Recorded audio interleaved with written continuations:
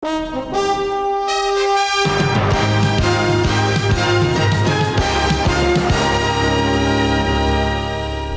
আপনারা দেখছেন tribe TV Bangla. আপনাদের সঙ্গে আমার নাম শান্তনু। পরীক্ষা শেষ, একদম ফাইনাল পরীক্ষা কিন্তু শেষ। এবার রেজাল্ট, ফলাফল। পরীক্ষা কেমন হলো, এই পরীক্ষায় কোন মার্কস, কোন দল ঠিকঠাক উত্তর দিতে পারলো কোন প্রশ্নের এবং কত মার্কস পেল, সেদিকে কিন্তু গোটা দেশ তাকিয়ে, গোটা রাজ্য তাকিয়ে, এবং আমাদের রাজ্যে কি হতে যাচ্ছে, আমাদের রাজ্যে ইকুয়েশন কি হবে, কে এগিয়ে কে পিছিয়ে, কোন দিকে মহিলা ভোট গেল, কোন দিকে ইয়াং জেনারেশনের ভোট গেল, কোন দিকে ম্যাক্সিমাম মানুষ সমর্থন জানালেন, কাকে বিশ্বাস করলেন, সব কিন্তু রেজাল্ট অর্থাৎ সব প্রশ্নের উত্তর আমরা কিন্তু 4 তারিখ পেয়ে যাবো। আজ ভোট শেষ হয়েছে, আর 2-3টে দিন অপেক্ষা করার পরে কিন্তু আমরা জানতে পেরে যাচ্ছি যে শেষ পর্যন্ত শেষ হাসি কারা হাসবে। তো আমরা ভোটের ভবিষ্যৎ যতগুলো পর্ব আপনারা দেখেছেন আজ পর্যন্ত, আমরা কিন্তু খুব ইনডেপথ অ্যানালিসিস করে আপনাদের সামনে তুলে ধরার চেষ্টা করেছি যে কি হতে যাচ্ছে এবার বাংলা এবং দেশে, কারা আসতে যাচ্ছে, রাজনৈতিক ভূমিকম্প হলে কি হবে, প্রধানমন্ত্রী যদি আবার নরেন্দ্র মোদী হন, যদি বিজেপি আবার পাওয়ারে আসে, এবং এই রাজ্যে তৃণমূল কংগ্রেসের কি ভাগ্যে ওয়েট করে আছে, তারা কি 22 ক্রস করবে 2019-এর যা পেয়েছিল, বিজেপি কি 800 নিচে নামবে, এই সব নিয়ে কিন্তু আমাদের একদম ইনডেপথ অ্যানালিসিস, এবং আমরা বিভিন্ন পলিটিক্যাল অ্যানালিস্টদের আপনাদের সামনে এনেছি, রাজনৈতিক ব্যক্তিত্বদের এনেছি, বিভিন্ন পেশার মানুষদের এনেছি, ডক্টর থেকে শুরু করে রাজনৈতিক ব্যক্তিত্ব থেকে শুরু করে পলিটিক্যাল অ্যানালিস্ট থেকে শুরু করে বিভিন্ন মানুষদের আমরা আপনাদের সামনে নিয়ে এসেছি এবং তাদের বিশ্লেষণ আপনাদের সামনে তুলে ধরেছি কি হতে যাচ্ছে। ফলোয়িং দ্যাট ট্র্যাডিশন, ভোটের ভবিষ্যৎ, দেশের ভবিষ্যৎ জানতে আপনাকে দেখতেই হবে কিন্তু ভোটের ভবিষ্যৎ, এবং আপনাদের এত প্রেজেন্স, আপনাদের এত কোঅপারেশন এবং আপনাদের এত উপস্থিতি, অর্থাৎ সোশ্যাল মিডিয়ায় আপনারা যেভাবে ইনভলভ হচ্ছেন, আমরা অভিভূত এবং আমরা এনকারেজ যে আপনাদেরকে আরও পাবো, আপনাদের মতামত আমরা আরও পাবো, যাতে আমরা আরও ভালোভাবে অ্যানালিসিস করে আপনাদের সামনে তুলে ধরতে পারি। তো আমাদের আজকের ভোটের ভবিষ্যতের অতিথি এমন একজন যাকে আপনারা অভিনেতা হিসেবে চেনেন এবং যাকে বিভিন্ন রিয়েলিটি শোতে আপনারা একটা সময় দেখেছেন এবং খুব জনপ্রিয় এবং আপনাদের খুব পরিচিত মানুষ বলা যায়, ইয়াং ট্যালেন্ট। আমার পাশেই বসে আছে, পরিচয় করে দেবে ভোটের ভবিষ্যতের আজকে অতিথি অরিত্র দত্ত বণিক, প্রখ্যাত অ্যাক্টর, অভিনেতা। অরিত্র, তোমাকে ট্রাইব টিভি বাংলায় ভোটের ভবিষ্যতে স্বাগত। Thank you. ওকে, প্রথমে যে প্রশ্নটা প্রত্যেকে তোমাকে দেখে জিজ্ঞেস করবেন, রাজনীতিতে তুমি এখন আপকামিং বলা যায় এবং খুব পরিচিত হয়ে উঠেছো রাদার, অভিনেতা থেকে রাজনীতি, এই সুইচ ওভারটা কি করে হলো? প্রথমত আমি রাজনীতির সচেতন নাগরিক, কিন্তু রাজনীতিবিদ হতে চাই না। তার কারণ, এবং আমার এই আলোচনাগুলোর মধ্যে আসা এটাও খুব আনপ্ল্যান্ডভাবে, তার কারণ আমি একজন সিভিলিয়ান হিসেবে আমার আশপাশে যে জিনিসপত্রগুলো দেখতাম বিভিন্ন সময়, কখনো সেটা ওয়েস্ট ম্যানেজমেন্ট প্ল্যানিং বলুন, কখনো সেটা রাস্তাঘাটে ট্রাফিক মিসম্যানেজমেন্ট বলুন, যেগুলো আমার যাতায়াতের পথে যেগুলো চোখে পড়ে মানুষের সুবিধা অসুবিধা, সেগুলো নিয়ে আমি সোশ্যাল মিডিয়ায় বিভিন্ন সময় বিভিন্নভাবে বলতাম। এবার ঘটনাচক্রে আমি সোশিওলজি নিয়ে পড়াশোনা করেছি যাদবপুর বিশ্ববিদ্যালয় থেকে, গ্র্যাজুয়েশন, মাস্টার ডিগ্রি ইত্যাদি করেছি। তারপরে আমার আস্তে আস্তে ইচ্ছে হয়েছিল যে আমি জুডিশিয়ারির অংশ হব। বেশ। তো সেই কারণে আমি আইন নিয়ে চর্চা শুরু করি এবং আইন নিয়ে পড়বো আগামীতে, এরকম একটা আমার কেরিয়ার অবজেক্টিভ রয়েছে। এবার তারপরে এই সোশ্যাল মিডিয়ায় বলতে বলতে, যেহেতু সোশ্যাল মিডিয়াটা খুব জনপ্রিয় একটা প্ল্যাটফর্ম, এবং আমার যেহেতু কোনো রাজনৈতিক দলের সদস্য নেই, কারণ এখন এমন একটা পরিবেশ তৈরি হয়ে গেছে যে আইদার তুমি এর অথবা তুমি বি, এর মাঝখানে সাধারণ মানুষের যে দৈনন্দিন জীবনের সুবিধা অসুবিধাগুলো, যেগুলো নিয়ে কথা বলা যায়, যেগুলো অ্যাকচুয়ালি পলিসিতে রিফ্লেক্ট করানো উচিত, সেগুলো নিয়ে বলার আর কেউ নেই। সবাই চুপ করে আছেন, ভয়ে আছেন, কারোর চাকরি বাঁচানোর ভয়, কারোর ব্যবসা বাঁচানোর ভয়। তো আমার যেহেতু এরকম অ্যাসাচ কোনো পিছু টান নেই, আমি যেহেতু অন্যান্য দিকে মোটামুটি মানে খেয়ে পড়ে বেঁচে থাকতে পারবো, আমার সেই স্কিলটুকু আমি জোগাড় করতে পেরেছি, তো তখন আমি দ্বিধাহীনভাবে এগুলো বলতে আরম্ভ করি এবং সোশ্যাল মিডিয়া থেকে সেগুলো মানুষের কাছে পৌঁছয়ে আমার এলাকার বেশ কিছু সমস্যায় আমি কিছুটা ভূমিকা রাখতে পারি। সেইগুলো করতে করতে এবার বিভিন্ন টেলিভিশন চ্যানেল, অন্যান্য নিউজ মিডিয়া, তারা আমাকে লেখার বা বলার সুযোগ দেয় এবং সেটা যেহেতু এই আপনাদের মতো এরকম চ্যানেলগুলি যেটা একসাথে কয়েক লক্ষ মানুষের কাছে পৌঁছে যাচ্ছে, আগে ফেসবুকে যেটা 1-2 হাজার মানুষ দেখতেন, এখন সেটা 5 লাখ 10 লাখ 1 কোটি মানুষ দেখছেন।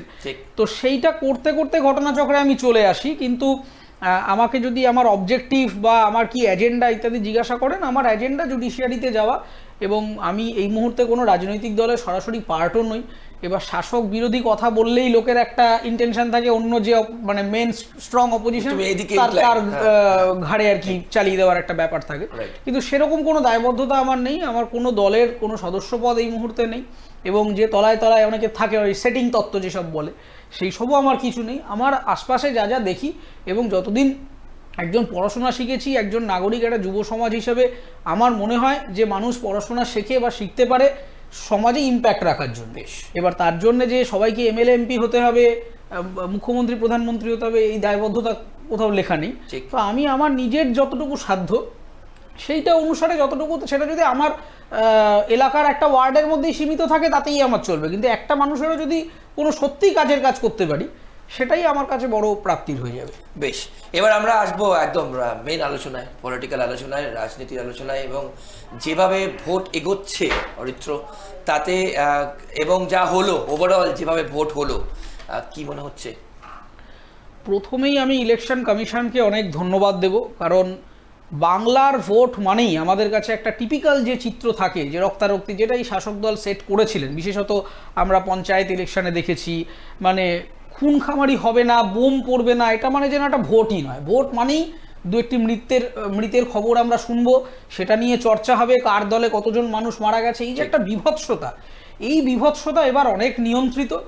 তাও বেশ কিছু জায়গায় চেষ্টা করা হয়েছে বিরোধীদের আটকানোর, গাড়ি ভাঙচুর করা, ইভিএম নিয়ে কেটে পড়া, এই সমস্ত থাকে এদের, এগুলো পার্ট অফ দেয়ার সাইকোলজি। কিন্তু ইলেকশন কমিশনকে ধন্যবাদ, তারা যেভাবে সুষ্ঠুভাবে ভোটটা করালেন, মানুষ যতটুকুই ভোট হোক অন্তত মানুষ তার ভয়েসটা দিতে পেরেছেন। এবারে সেটা কি রেজাল্ট আসবে সেটা আমরা 4 তারিখের জন্য অপেক্ষা করছি। বেশ, এখনো পর্যন্ত পুরো ভোট কিন্তু কমপ্লিট, একটা পরীক্ষা যেটা প্রথমেই বললাম, এবং তাতে প্রথমে রাজ্যে আসবো, কি মনে হচ্ছে আউট অফ 42, 2019-এ 5 বছর আগেকার কথা বলছি আমি, 2019-এ কিন্তু 22-18 ছিল, এইবার কি হতে যাচ্ছে?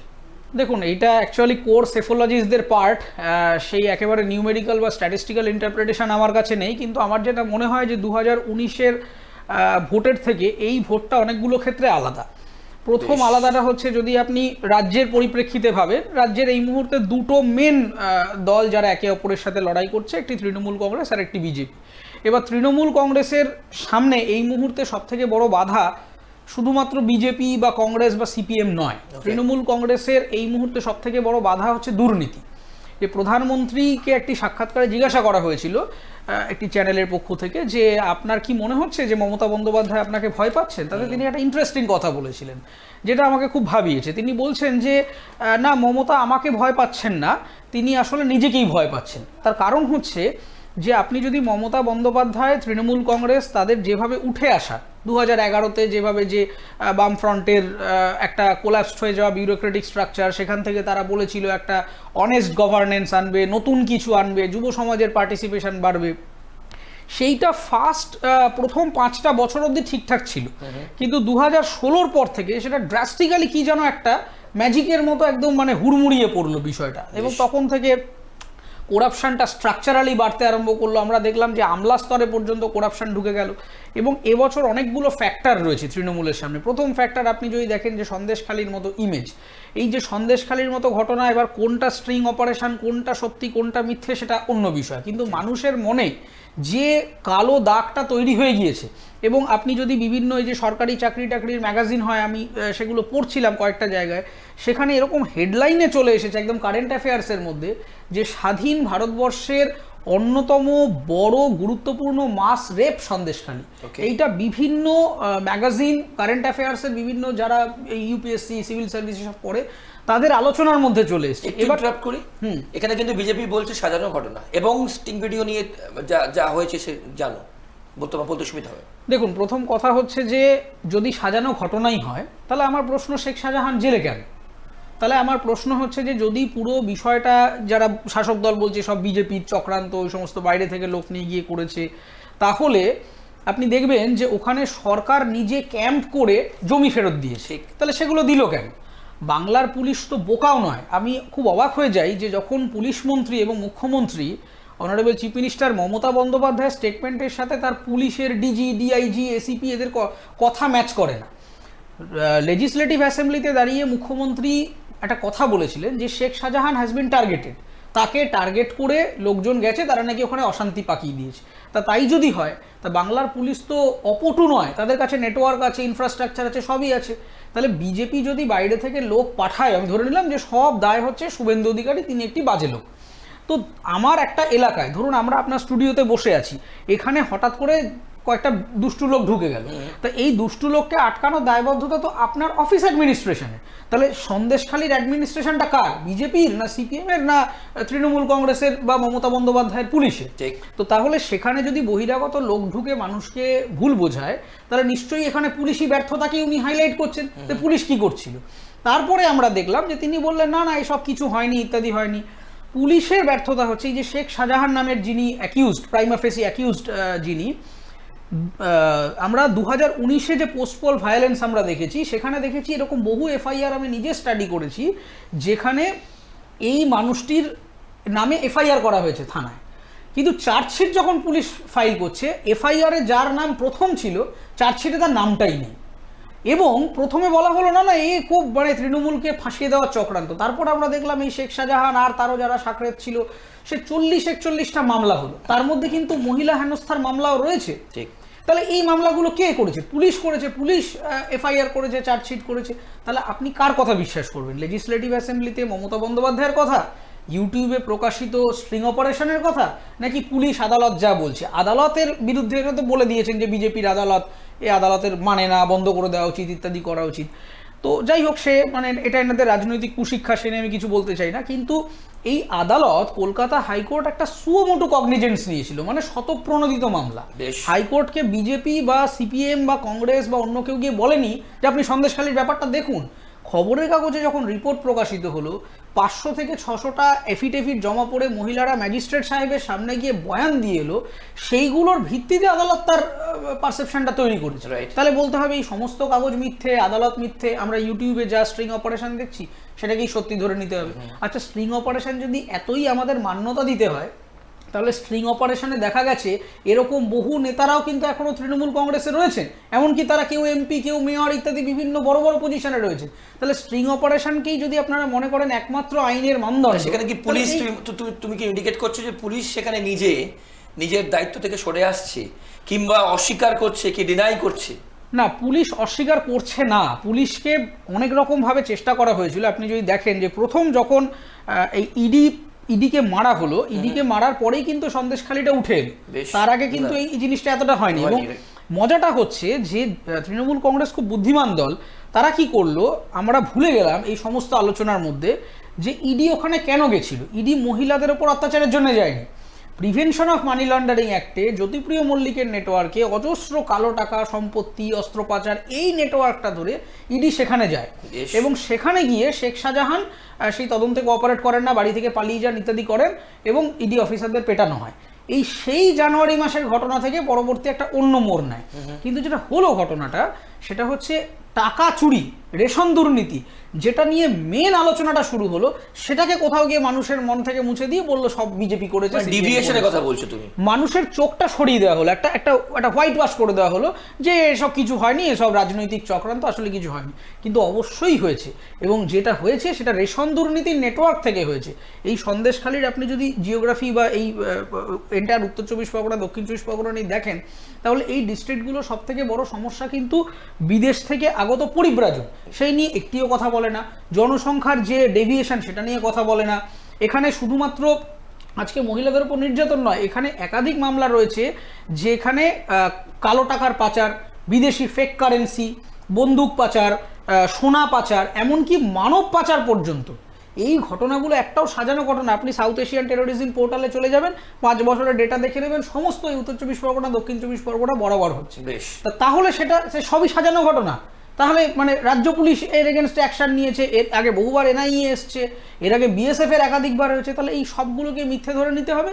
চিফ মিনিস্টার যা বলছেন সেটাই সত্যি? বেশ, না সেক্ষেত্রে তুমি বলছো যে মেন যেটা টপিকটা ছিল আমাদের সেটা হলো তুমি দুর্নীতি, তাহলে ভোটটা এখানে হয়েছে তোমার কথা অনুযায়ী দুর্নীতি একটা বড় এজেন্ডা। দুর্নীতি একটা বড় সাবজেক্ট, এবং শুধু তাই নয়, আমি যতটুকু আমার সোশ্যাল সায়েন্সের কাজে বিভিন্ন জায়গায় গিয়ে দেখেছি যে মানুষ এখন মমতা বন্দ্যোপাধ্যায়ের ব্যক্তিত্বকে আর ভরসা করছেন না বা বিশ্বাস করছেন না, এবং সেই কারণেই মমতা বন্দ্যোপাধ্যায়ের প্রতি যে ক্রেজ বা তার কথার একটা দাম ছিল, তাকে সামান্য ছুতে পাওয়ার জন্যে মানুষ কিন্তু দূর দূরান্ত থেকে আসতো। আজকে তো আজও মুখ্যমন্ত্রী যখন নির্বাচনের জন্য রোড শো করেছেন, মিটিং করেছেন, জনসভা করেছেন, তাকে কিন্তু আজও মানুষ একই রকম ক্রেজ কিন্তু তার ইন্ট্যাক্ট, যা পাবলিক না, এটা আপনি ইনভেস্টিগেট করলেই দেখতে পারবেন যে স্বতঃস্ফূর্ত জনগণের সংখ্যাটা কম।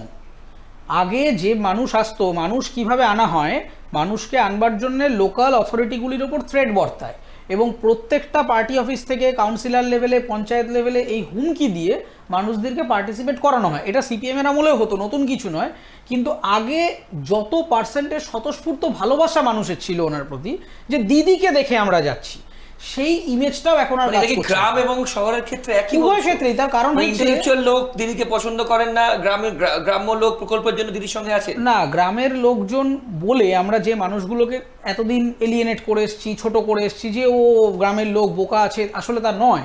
কারণ গ্রামের মানুষরাও এখন বুঝতে পারছে, কারণ এই যে ওখানে 1000-1200 দিন ধরে যে মানুষগুলি বসে আছে, যারা যোগ্য চাকরি প্রার্থী, যারা ডিএ পাচ্ছে না, সেখানে গ্রাম বলে আলাদা করে বসে নেই বা শহর বলে আলাদা করে বসে নেই। এই জিনিসগুলো মানুষকে ভাবাচ্ছে। তার কারণ একটা জিনিস খুব ইন্টারেস্টিং, সেটা হচ্ছে আমাদের ভারতবর্ষের মিডিয়ান এজ 28.5, যেটা নিয়ে বারবার অর্থনীতিবিদরা বলছেন যে আগামী 10টা বছর আমাদের কাছে খুব গুরুত্বপূর্ণ। তার কারণ হচ্ছে যে আমাদের যদি আমি ধরে নিই যে 150 কোটি জনগণ, তাহলে অন্তত 50% এই 28 বছরের নিচে রয়েছে।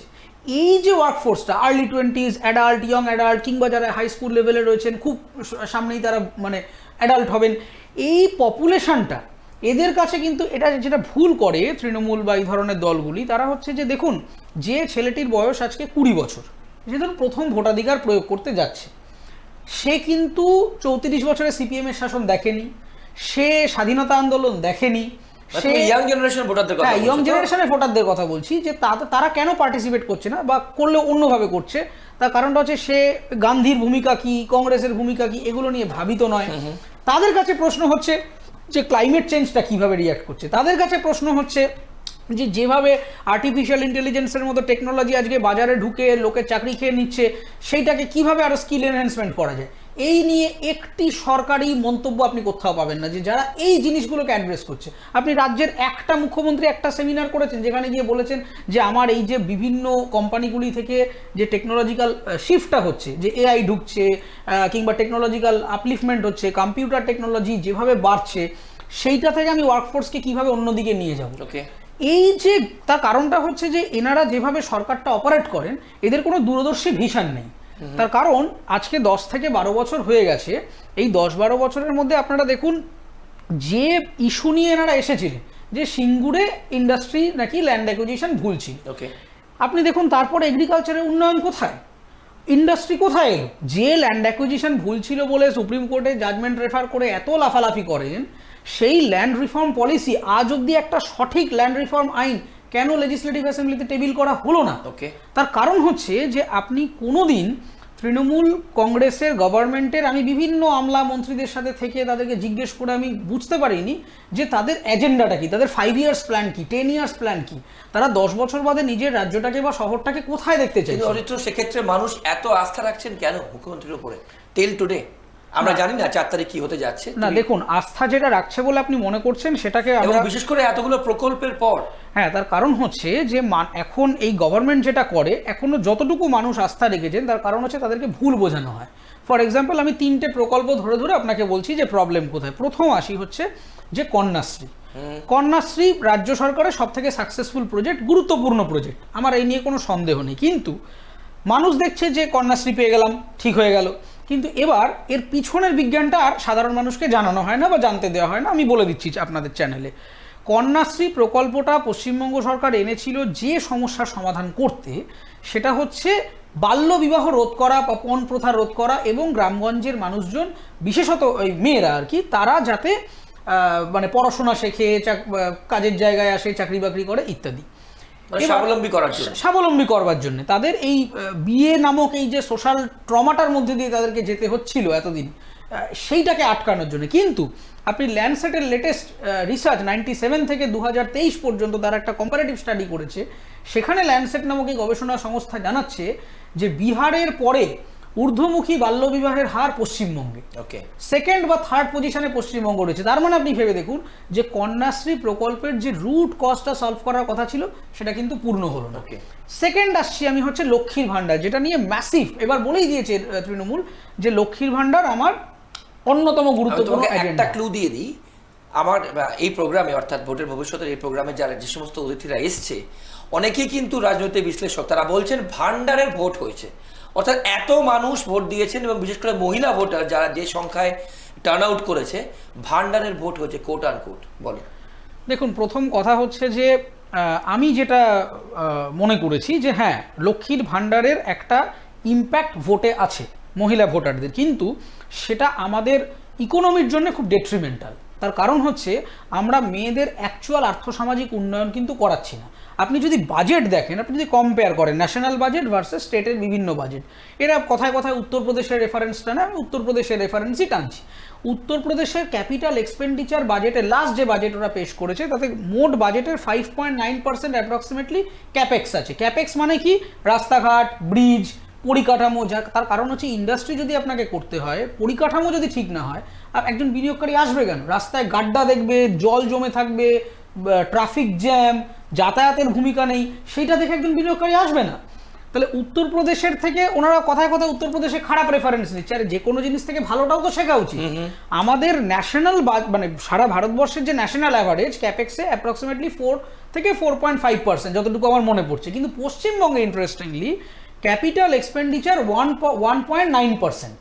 তার মানেটা হচ্ছে যে পরিকাঠামোতে আপনার খরচ নেই, কিন্তু খরচ করছে কোথায়? করছে এই লক্ষ্মীর ভাণ্ডার বলুন, এই কন্যাশ্রী বলুন, যেগুলোতে তারা কনজিউমার ইকোনমিতে ফোকাস করছে। কনজিউমার ইকোনমি কখনো লঙ্গার রানে চলতে পারে না।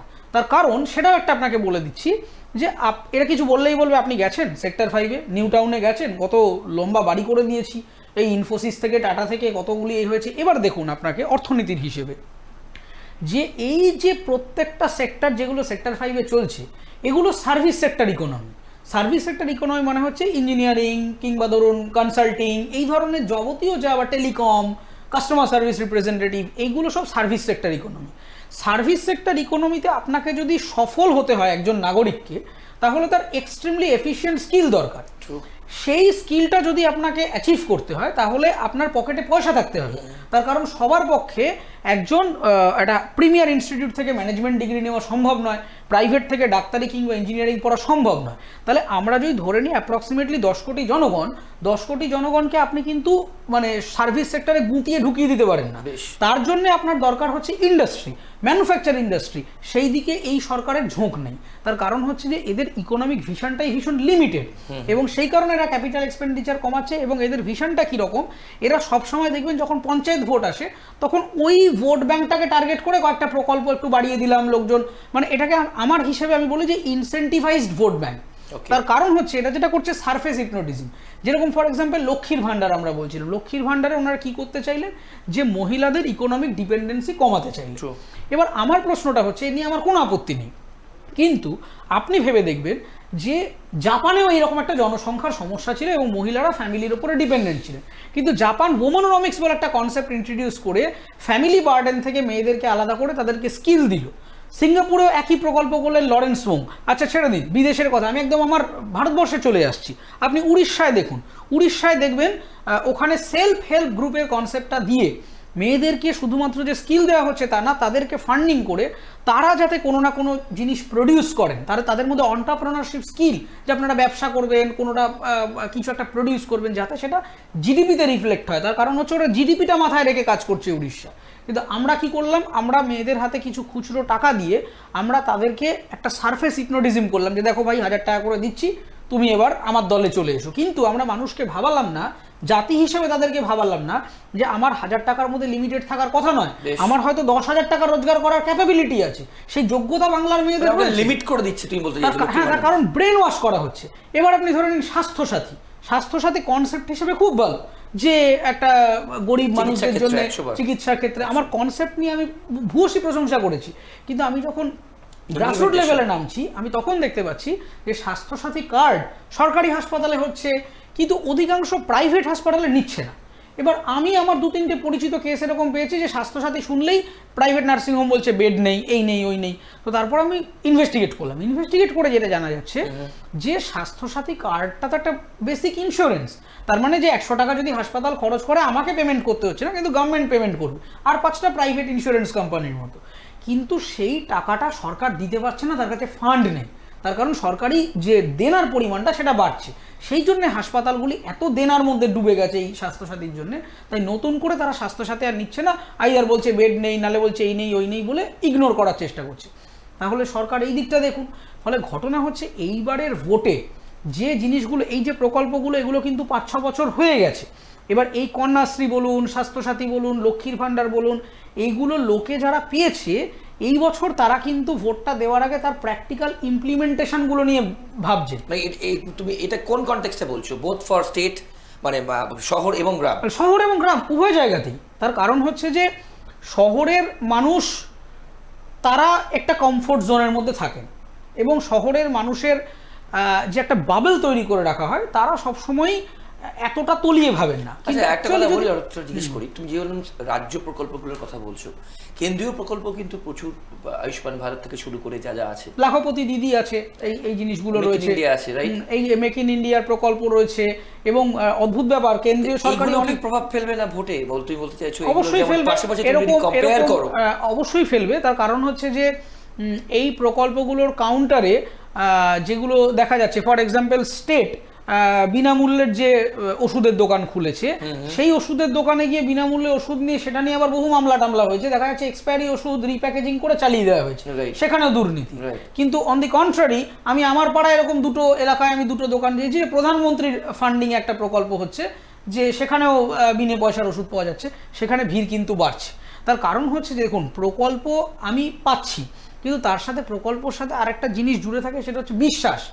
এখন বিশ্বাসের অভাব হয়ে গেছে, যেটা এই বছর ভোটে ম্যাসিভলি ইম্প্যাক্ট ফেলছে। তার কারণ হচ্ছে মানুষ শুধুমাত্র প্রকল্পের নাম দেখে বা কারো ছবি দেখে, এটা হয়েছে একটা দীর্ঘ জেনারেশনে হয়েছে, কিন্তু জেনারেশনটা যখন চেঞ্জ হচ্ছে, তারা কিন্তু এমন কোনো লিডারকে চাইছেন বা এমন কোনো মানুষকে চাইছেন যাদেরকে ডাকলে পাওয়া যাবে, যেই মানুষগুলোকে আমি অ্যাক্সেস করতে পারবো, এবং যে মানুষগুলো আমার কথাটা বলতে পারবে। 2-3টে ইম্পর্টেন্ট ফ্যাক্টর কাজ করবে। বহু সেলিব্রিটিদেরকে দাঁড় করানো হয়েছিল আগের বার, সেই সেলিব্রিটিদের পারফরমেন্স ভয়াবহ খারাপ, তারা এরকম মানে 10-11%। এবার টিকিটও পায়নি, আমাদের নসরাত আছে, মিমি আছে। হ্যাঁ, এবার টিকিট পাননি, তার কারণ হচ্ছে যে এবার আপনি যদি একবার বিশ্বাসটা হারিয়ে ফেলেন, তো তাহলে আপনি আবার তাকে বিশ্বাস করবেন কেন?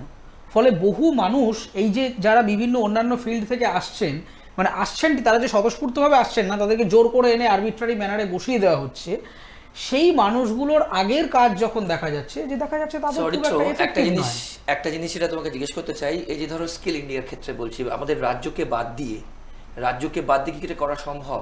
এই ক্ষেত্রে তোমার ওপিনিয়ন কি থাকবে? দেখুন, প্রথম কথাই হচ্ছে যে কেন্দ্রীয় সরকারের অনেক প্রজেক্ট রাজ্য অবধি এসে পৌঁছচ্ছে না। তার কারণ রাজ্য আমাদের ফেডারেল স্ট্রাকচারটাকে ভায়োলেট করে কনস্ট্যান্ট নন কোঅপারেশনের একটা এজেন্ডা নিয়েছে। আপনি পার্লামেন্টে ইউটিউবে পাওয়া যায়, দেখতে পাবেন যে এক জায়গায় সম্ভবত অধ্যাপক সৌগত রায় একবার স্পিকার জিজ্ঞাসা করছেন যে আজকে কি, মানে আপনার কি বক্তব্য। এটা কি সব রাজ্যের ক্ষেত্রে প্রযোজ্য নাকি স্পেসিফিক ভাবে শুধুমাত্র সব রাজ্যে? একমাত্র আমি অন্যান্য রাজ্যগুলোতে যা দেখেছি, সব থেকে খারাপ কেন্দ্র রাজ্য সম্পর্ক হচ্ছে বাংলায়। তার কারণ হচ্ছে একটা ফর এক্সাম্পল, একবার ওই অধ্যাপক সৌগত রায়কে জিজ্ঞাসা করা হয়, সম্ভবত আমি যদি ব্যক্তি না ভুল করে থাকি, মধ্যে তৃণমূল কংগ্রেসের একজন এমপিকে পার্লামেন্টে, যে আপনার আজকের এজেন্ডাটা কি। তিনি একটা মজার কথা বলেন, তিনি বলেন যে আমার পার্টি আমাকে বলেছে যে ওদিক থেকে যা বলবে অমিত শাহ বা ইত্যাদি যা যা বলবে এগুলো আমি সেগুলোকে অপোজ করবো। এইটা কোনো পার্লামেন্টারিয়ানের সাইকোলজি হতে পারে না। একজন বিরোধী নেতা বা বিরোধী পার্টির কাজ এটা নয় যে সরকার যাই বলবে আমি তার অপোজ করব, মানে উইদাউট নোয়িং, অ্যানালাইজ না করে রাজ্য কিভাবে নন কোঅপারেশন করছে। দেখুন, ফর এক্সাম্পল নীতি আয়োগের যে মিটিং, রাজ্য পার্টিসিপেট করে না সেই মিটিংয়ে। রাজ্য audit report, utilization certificate properly দেয় না। আজকে আবাস যোজনা নিয়ে কথা বলছে, এই যে 100 দিনের কাজ নিয়ে এত বড় ক্যাম্পেইন করে ফেললো। আমি বারবার দেখেছি যে কন্ট্রোলার অফ অডিটর জেনারেলের পক্ষ থেকে বারবার বলা হয়েছে যে ভাই আপনারা ইউসিগুলো, সার্টিফিকেটগুলো দিন আর একটা অডিট রিপোর্টটা দিন। কিন্তু বারংবার যেটা হচ্ছে যে রাজ্য সরকার একটা এজেন্ডা নিয়েছে যে আমি কোঅপারেট করব না। একটু ইন্টারাপ্ট করে Aritra, make in India, skill India কোন রাজ্যে সাকসেসফুল বলে মনে করছো? আমাদের সময় খুব কম, সংক্ষিপ্তভাবে। মেক ইন ইন্ডিয়া বা এই স্কিলফুল ইন্ডিয়াগুলো সব থেকে এই মুহূর্তে আমি অ্যাজ পার স্ট্যাটিস্টিক্স যদি আমি দেখছি তাহলে তো ওয়েস্টের দিকে সমস্ত জায়গাতে, মানে ওয়েস্টার্ন ইন্ডিয়ার কথা বলছি। ওয়েস্টার্ন ইন্ডিয়া এবং সাউদার্ন ইন্ডিয়াতেও অনেকটা ইম্প্যাক্ট, নর্থ ইন্ডিয়াতে প্রচুর জায়গায় রয়েছে। এবং অনেকের একটা ধারণা আছে যে বিজেপি বা কেন্দ্রীয় সরকারে যিনি শাসনে আছেন তিনি যদি না থাকেন স্টেটে তাহলে বোধহয় সেখানে কিছু হয় না, সে বোধহয় ডিপ্রাইভড হয়, কিন্তু সেটা কিন্তু নয়। বেশ, আমরা একটু যদি ইলেকশনের ব্যাপারে আসি, একদম যেটা এখন এই মুহূর্তে সব থেকে বড় জিনিস মানুষ জানতে চাইবেন, কি দেখছো বেঙ্গলে আউট অফ 42? খুব সংক্ষিপ্তভাবে 42টায় কটা কি হতে পারে রাফলি? দেখুন, আমার হিসেবে বিজেপির যেটা 18টা ছিল আগের বার, সেটা এবারে 20+ হতে পারে আমার হিসেবে। বিজেপি 20+ হতে পারে। এবার সেটা এক্স্যাক্টলি কত হবে সেটা স্ট্যাটিস্টিক্যাল সাইকোলজিস্টরা বলবেন।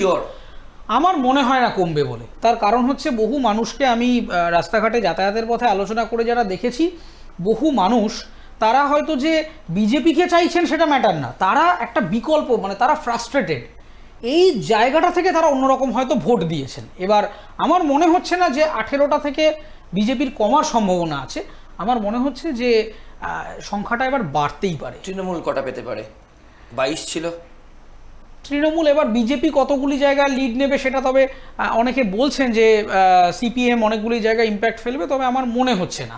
আমার সিপিএমের মোহাম্মদ সেলিমের সিটটি ইম্পর্টেন্ট মনে হয়েছে, এবং টু সাম এক্সটেন্ট আপনি যদি বলেন দমদমে সুজন চক্রবর্তীর সিটটি ইম্পর্টেন্ট মনে হয়েছে। একটা যেটা সম্ভাবনাময় ছিল, যেটা সিপিএমের জন্য খুব খারাপ হয়েছে আমি বলে মনে করি, সেটা হচ্ছে আইএসএফের সাথে তাদের জোটের ভাঙনটা।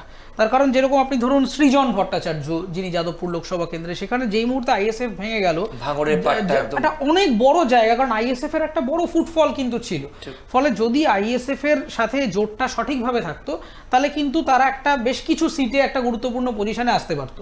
তবে তৃণমূলের আসন সংখ্যা কিন্তু বেশ কয়েকটা হাতছাড়া হবে। তার কারণ হচ্ছে যে বেশ কিছু জায়গায় মানুষ এবার, যেটা ইন্টারেস্টিং সেটা হচ্ছে পশ্চিমবঙ্গে আপনি যদি দেখেন যে ভোটের পার্সেন্টেজ অন্যান্য স্টেটের থেকে কিন্তু বেশি, মানে ভোট মানুষ বেশি পরিমাণে দিয়েছেন।